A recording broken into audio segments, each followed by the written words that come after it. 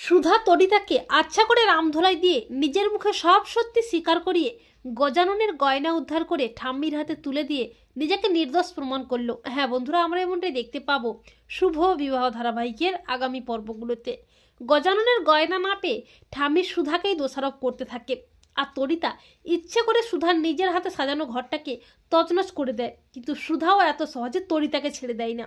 ঠাম্মির সামনেই তরিতাকে আচ্ছা করে উচিত শিক্ষা দিয়ে বলে, তরিতা, আমার ভদ্রতাটাকে আমার দুর্বলতা ভেবো না, আর হ্যাঁ, এরপর আমার সাথে অভদ্র আচরণ করার আগে 10 বার ভেবে নিও। ঠাম্মি সুধাকে বলে, সুধা, তুমি 24 ঘন্টার মধ্যে গজাননের গয়না আমার হাতে তুলে দেবে। আর ঠাম্মি ও তরিতা যখন সুধাকে চোর বদনাম দিচ্ছে, তখন চিরকুট আড়াল থেকে সবটা দেখতে থাকে। সুধা ঠাম্মিকে বলে, ঠাম্মি, আমি তোমাকে কথা দিচ্ছি, গজাননের পুজোর আগে সব গয়না উদ্ধার করে তোমার হাতে তুলে দেবো, আর তার সাথে আসল চোরকেও আমি হাতে নাতে ধরবো। এরপর বাড়ির সবাই মিলে গজাননের পুজোর জন্য তোড়জোড় শুরু করে দেয়।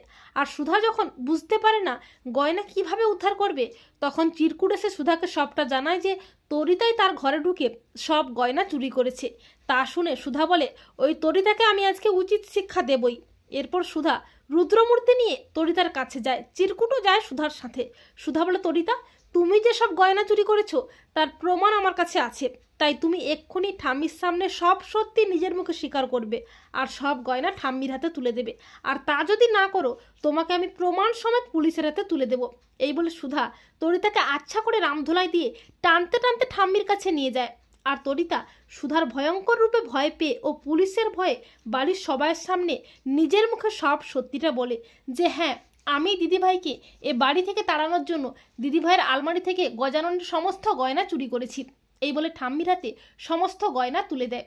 আর ঠাম্মি তরিতাকে আচ্ছা করে চড় কষিয়ে বলে, তুমি যে অন্যায় করেছো তার কোনো ক্ষমা হয় না, কোনো চোরের স্থান এই বসু মল্লিক বাড়িতে হবে না। এই বলে ঠাম্মি তরিতাকে ঘাড় ধাক্কা দিয়ে বাড়ি থেকে বের করে দেয়।